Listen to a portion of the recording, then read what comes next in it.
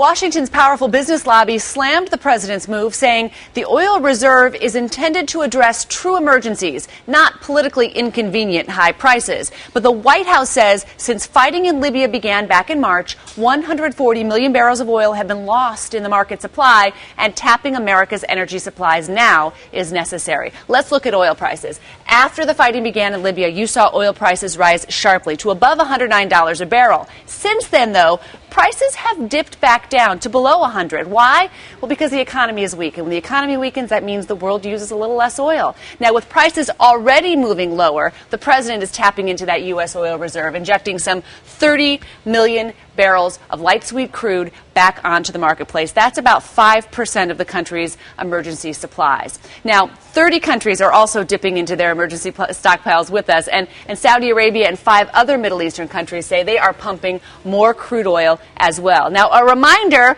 where all that oil is going. The U.S. is by far the biggest customer.